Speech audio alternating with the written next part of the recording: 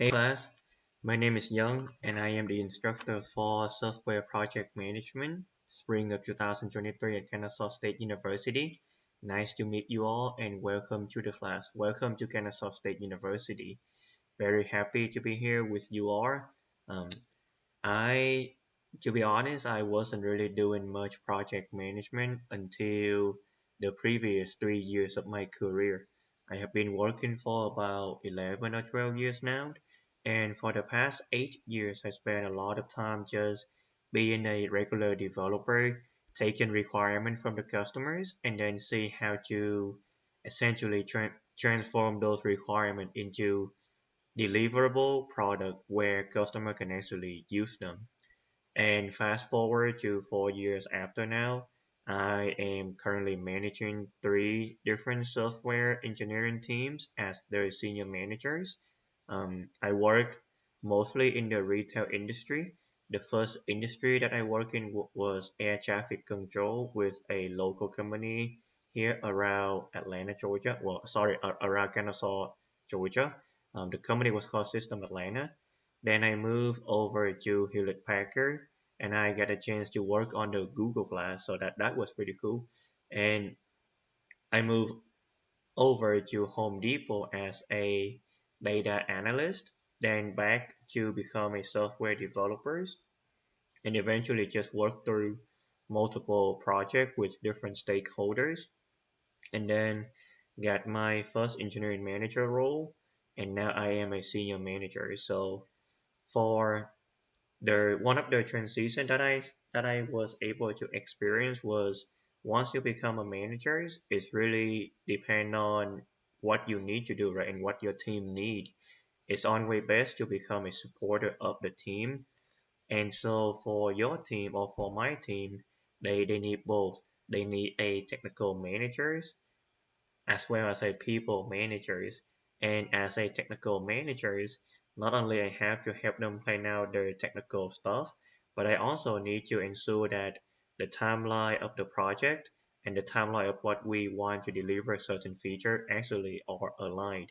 So I also work with a lot of project manager just to ensure that the project plan isn't impacted or the delivery schedule isn't impacted. So hopefully I'll be able to share a lot more of my experience with you all throughout this class.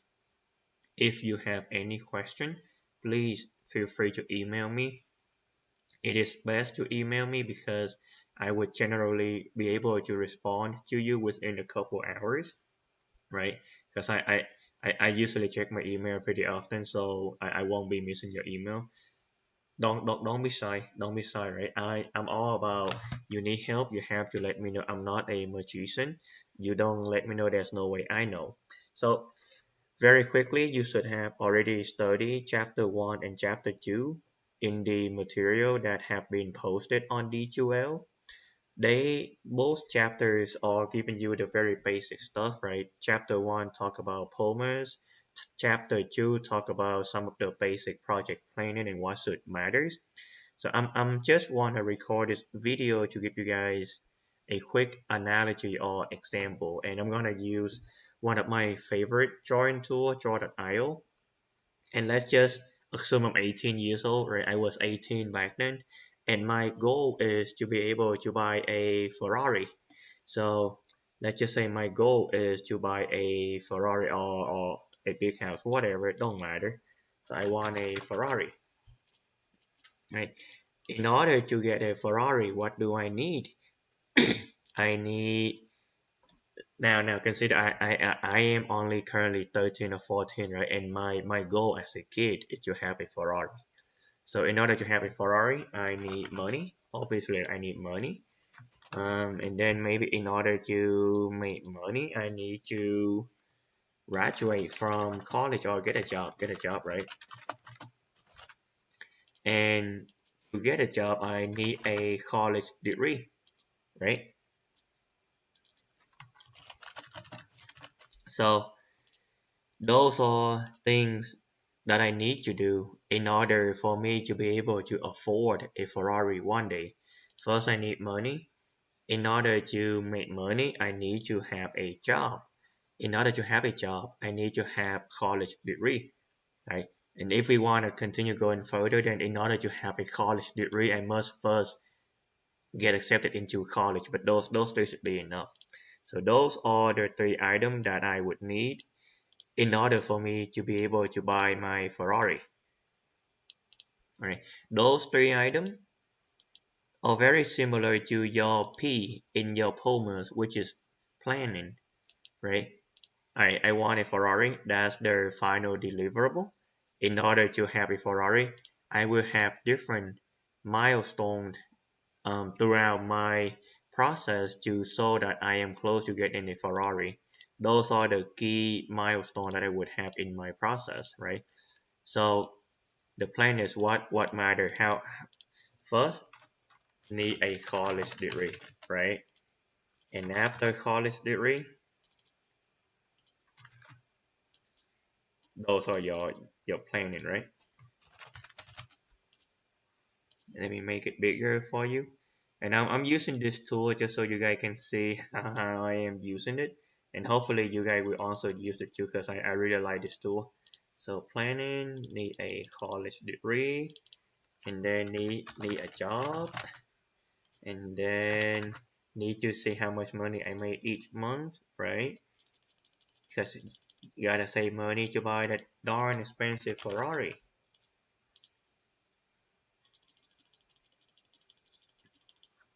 Okay, so this is your planning. And these are the things you need to do in your planning. Now, your planning also talk about timeline and resource, right?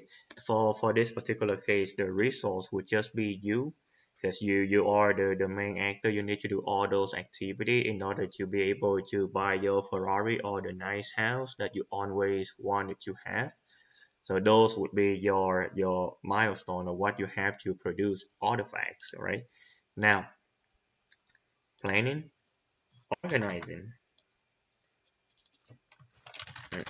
So first, in order for me to get a college degree, I need to then graduate high school, apply to college, go through classes, and get A grades. So those are the activity within my college degree that I need to do in order for me to successfully get a college degree.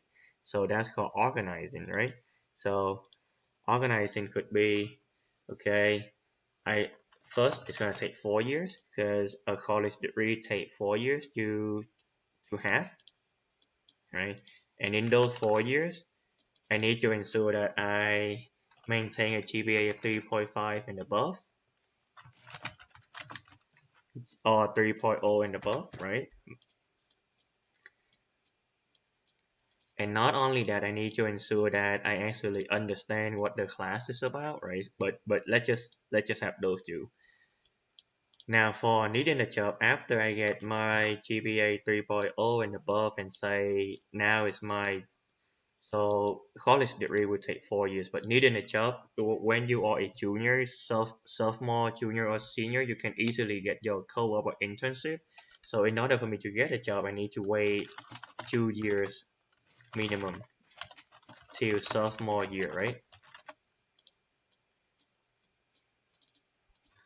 And then what I would also need is want to ensure that I can have my resume.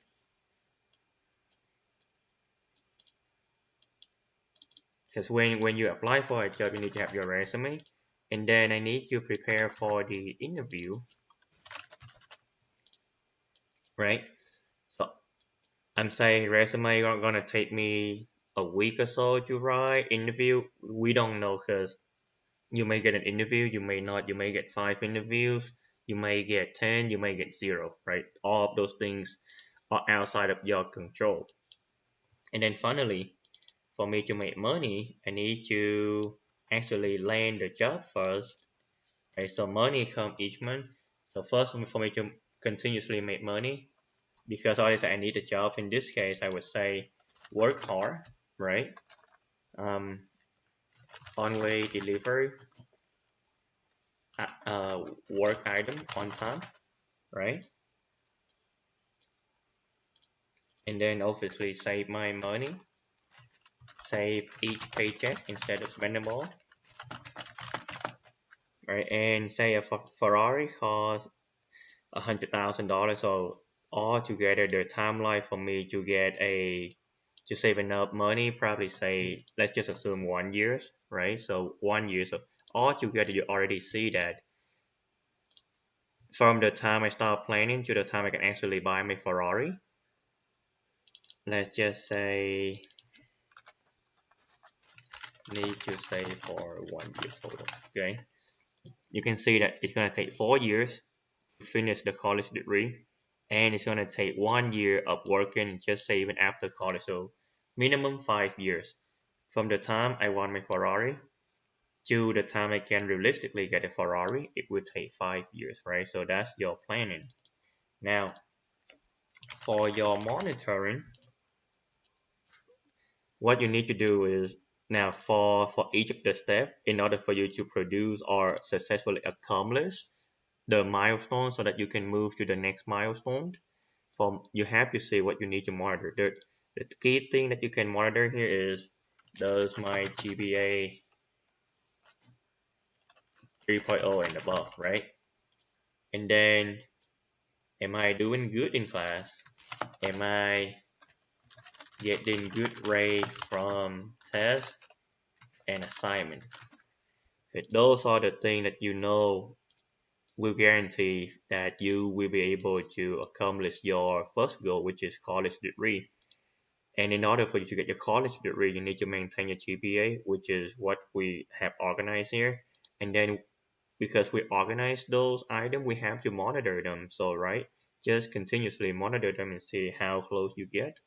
And then when you need a job, first thing is, am I a sophomore? Did you actually pass all your freshman year, right? You get good grade, you are now officially a sophomore. And then all required, had I take all foundational classes of my major. You got to take all foundational classes just so you can go and talk to your recruiter or to even ace your interview, right? Then obviously, because you listed resume here, do I have a good resume, or do I even have a resume? Let's not say good, or do I have a resume? And then, have I submit resume to any job? Submit resume to any job. And then, am I actually landing interview? Getting offer?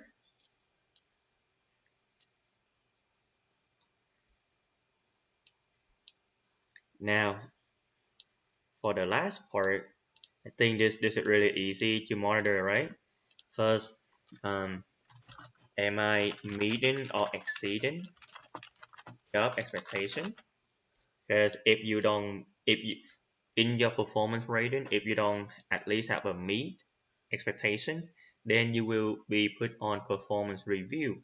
If you're on performance review, you will still get your paycheck, but you might not be consistently getting your paycheck really soon. You may get it for a couple of weeks and then you all gone, right? So it's important to make sure that the way you monitor this is, am I meeting my expectation at work? Am I delivering all my item on time? And then the next thing is, does my saving increase or decrease? Does my saving increase? And if you get paid and your saving isn't increasing, there's no way you can buy the Ferrari, right? And eventually, do I have enough to buy the Ferrari, right? But now for the adjustment,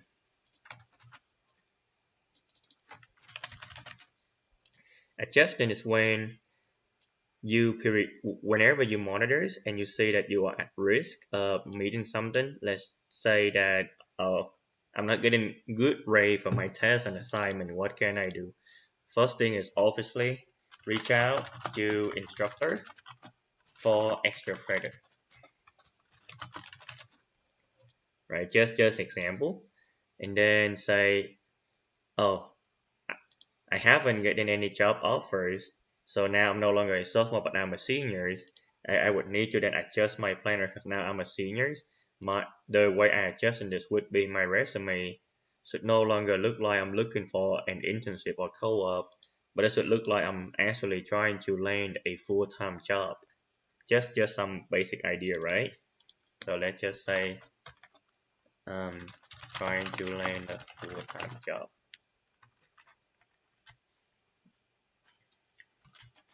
Resume should so trying to land a full-time job because you are no longer a freshman or sophomore or junior, you are now a senior. The risk was that you did not get any offer. Is unfortunate, but it's the worst risk. Whenever you do any project plan, always try to look for the worst risk first, and the risk that could derail your entire project. And that's how you prioritize the risk and know which one you should pay attention to and fix immediately, and which one you can actually afford to wait a couple days, couple weeks before you even pay attention to it. If the risk is high, then you unfortunately you have to take something out of your planning and delay the accomplishment of all the activity, right? But those are just adjusting to the risk, and how do we minimize the risk. And finally, work, am I meeting job expectation? If I don't meet job expectation, then maybe one of the adjustment that talk to my manager to understand why, right? Or look for another job. So you guys may think I'm cold-hearted, but I'm just trying to be very honest on how all those things may work. All of those are possible stuff, right? And this is now very similar to what you have read in chapter one. It's just all about POMA: planning, organizing, monitoring, and adjusting. And a lot of time, because you're not going to work on a software project by yourself. In fact, I have never worked on any software project by myself. I had occasionally worked on hack time project, but those are like 24, 48 hours quick prototype that I put together just to demonstrate some of the technology or what I want to accomplish. But if my back then my manager loved one of the prototyping, so he actually told me to create a project plan, and then he used a project plan um, to bid it to the business so that to pitch to the business, so the business can hear about it, can see what benefit the prototype that I did would make if we are going to productionize it.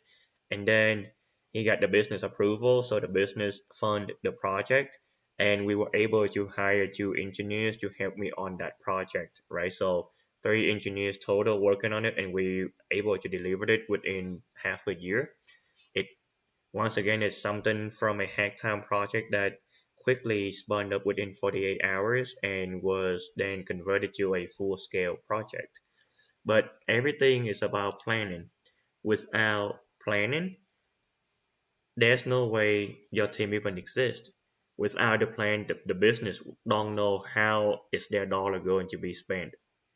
If the business is going to invest $2 million in a new system, then everybody, not just the engineering team, but the business team, have to work with the engineering team for the project plan and clearly state this is the timeline we're looking at, this is all the benefit, and this is all the feature that the system would have, and this is the reason why this system will help the company to gain competitive edge when being compared against its competitors. So everything is about project plans. And the moment you derail from the project plan as a software engineering team, people will be after you. So you don't have to worry about whether or not you need to stay on track. People will make sure you stay on track. Okay. So this is just a quick introduction to POMA, what it is, and to give you an example of planning, organizing, monitoring, and adjusting. I am going to see if I need to record audio video as supplemental material for you guys, depending on the material that you are studying on. More, well, I will record another video just to show you some of the project plan.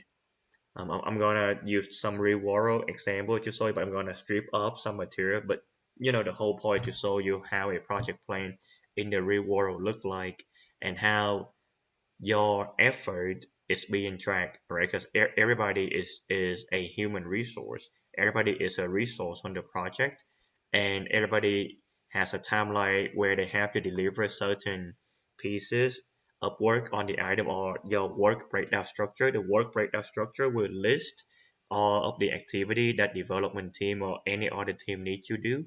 Each of the activity more than likely will go to an engineer or two engineers, and the engineer will work together until they accomplish that task, right? But tasks are always time bound. You're not going to have unlimited time to work on the task because we have a deadline to meet for a project. So hopefully this was useful. If it's not useful, feel free to just email me and let me know so that I can actually record meaningful content for you guys. And also feel free to email me if you have any recommendation or content in regard to project management that you would like to hear my thought on, or how the real world is currently handling them, right? So once again, just email me if you guys have any question or recommendation. All right. Thank you. Bye bye.